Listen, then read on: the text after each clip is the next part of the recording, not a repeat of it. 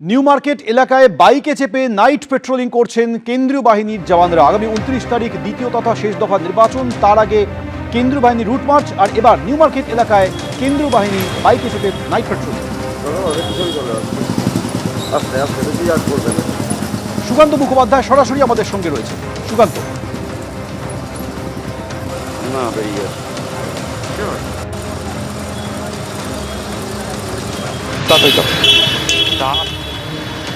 দেখো, কিছুক্ষণ আগে নিউ মার্কেট থানাতে যে ছবি দেখা গেল, যে নিউ মার্কেট থানার ঠিক সামনে থেকে আমরা দেখতে পেলাম যে মোবাইল পেট্রোলিং করছেন সেন্ট্রাল ফোর্স। কিছুক্ষণ আগে এই রাস্তা থেকেই কিন্তু সেন্ট্রাল ফোর্সে গিয়েছে এবং মার্কুই স্ট্রিট, নিউ মার্কেটে বিভিন্ন জায়গা, বিভিন্ন যে গেস্ট হাউস রয়েছে, প্রত্যেকটা জায়গার অলিতে গলিতে মোটর বাইকে করে ঘুরতে কিন্তু দেখা যায় সেন্ট্রাল ফোর্সকে। আমরা জানি এর আগে পায়ে হেঁটে বিভিন্ন জায়গাতে তারা কিন্তু ঘুরে দেখেছেন, এলাকাতে তারা নজরদারি করেছেন, কিন্তু আজকে অভিনব কায়দা যেটা দেখা গেল রবিবার রাত্রে, যে নিচেরা বাইক চালাচ্ছেন সেন্ট্রাল ফোর্স, কখনো নিউ মার্কেট থানার পুলিশ তাদের সাথে ছিলেন। বিশেষ করে এলাকা চেনানোর ক্ষেত্রে কিন্তু এই সেন্ট্রাল ফোর্সের দেখা গেল যে বিভিন্ন জায়গাতে তারা কিন্তু ঘুরে বেড়াচ্ছেন। আমরা জানি যে 29 তারিখে দ্বিতীয় দফা নির্বাচন রয়েছে শহর কলকাতাতে, এবং তার আগে যে রবিবার রাত, সেই রবিবার রাত্রে কোথাও কোনো রকম গন্ডগোল হচ্ছে কিনা বা এলাকাতে ভোটারদের কনফিডেন্স বিল্ড আপের জন্যই কিন্তু আজকে মূলত তারা মোটর বাইকে করে বিভিন্ন জায়গাতে ঘুরলেন। এবং প্রথমে তারা শুরু করেছেন নিউ মার্কেট থেকে, তারপর কর্পোরেশনের সামনে থেকে তারা মার্কুই স্ট্রিট এবং লেনিন সরণি হয়ে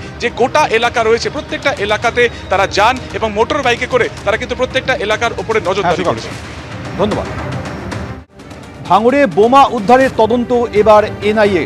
ভাঙড়ে উত্তর কাশীপুর থানা এলাকায় প্রচুর বোমা উদ্ধার হয়, এবার তদন্তভার দেওয়া হলো এনআইএ কে। বিস্তারিত বলবেন রুমা পাল, টেলিফোনে রয়েছেন।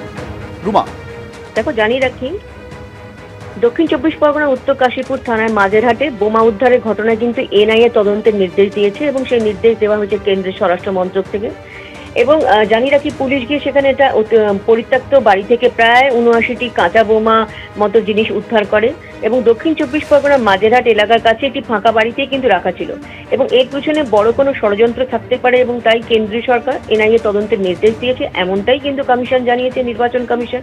এবং নির্বাচন কমিশন কিন্তু এটাও জানাচ্ছে যে দ্বিতীয় দফা নির্বাচনের আগে যেখানেই বোমা পাওয়া যাবে সেখানেই কিন্তু এনআইএ তদন্ত হবে, এমনটাই কিন্তু সিদ্ধান্ত নির্বাচন কমিশনের। এবং যেহেতু এই ধরনের বোমা উদ্ধার বা বোমা এই ধরনের পাওয়া যাচ্ছে, সেক্ষেত্রে কিন্তু খুবই সতর্ক কমিশন, কারণ দ্বিতীয় দফা নির্বাচন রয়েছে এবং সেক্ষেত্রে নির্বাচনের আগে একাধিক এই ধরনের ঘটনা ঘটতে পারে। সেই কারণেই কিন্তু এই ঘটনার পরিপ্রেক্ষিতে সেখানে এনআইএ তদন্তের নির্দেশ দেওয়া হয়েছে, গ্রেপ্তারিও হয়েছে। অন্যদিকে কোথাও দ্বিতীয় দফা নির্বাচনের আগে যদি কোনো বোমা পাওয়া যায়, সেক্ষেত্রে সেখানেও কিন্তু এনআইএ তদন্ত হবে, এমনটাই জানাচ্ছে কমিশন। ধন্যবাদ। দ্বিতীয় দফার ভোটের আগে প্রচারে উত্তরপাড়ার বিজেপি প্রার্থী দীপাঞ্জন চক্রবর্তী।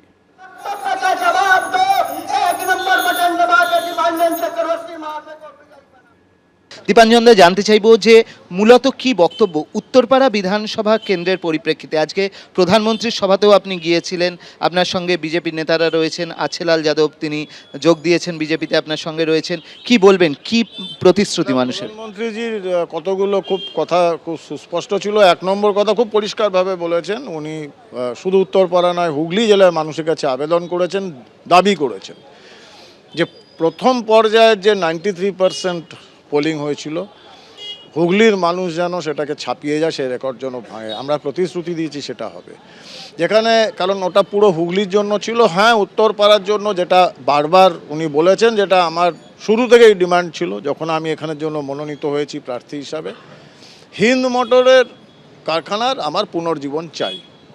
একটা বাংলা নয়, ভারতের গর্বের ওটা কবরখানা হয়ে গেছে, শ্মশান স্তূপ হয়ে গেছে। সিপিএম শুরু করেছিল বন্ধ করা, আর তৃণমূল ওই কারখানার শেড টেডগুলো বিক্রি করে দিয়েছে এবং ওখানে ওদের দর্শনের কারখানা চালু করে দিয়েছে। এটা বন্ধ করতে হবে অ্যাট দ্য আর্লিয়েস্ট। সেটা উনি প্রমাণ করে, মোদিজি তো বলেছেন, ওনার ঘোষণাপত্রে রয়েছে। আজকে ওনার সঙ্গে আমার কথাও হয়েছে এই ব্যাপারে।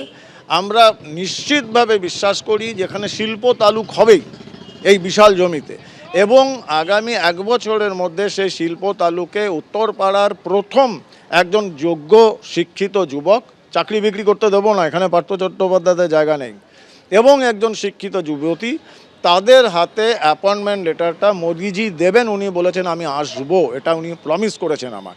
এখানে পুলিশকে শেখাতে হবে যে আপনারা সংবিধানের আইন মানুন, শাসকের আইন নয়। এবং আমি যদি জনপ্রতিনিধি হই, যতদিন থাকবো আমার কাছ থেকে একটাও ফোন পুলিশ পাবে না যদি আমার দলের কোনো কর্মী যদি অসাধু বা অসামাজিক কাজে যুক্ত হয়। আপনি আইন অনুযায়ী ব্যবস্থা নেন, কিন্তু আপনারা পুলিশের লোক যদি আপনারা সিন্ডিকেট রাজ বা তোলামূল গুন্ডা এই সমস্তর মধ্যে ঢুকে যাবেন, আপনাদের আইন শেখাতে আমি বাধ্য। এবিপি আনন্দ, এগিয়ে থাকে, এগিয়ে রাখে।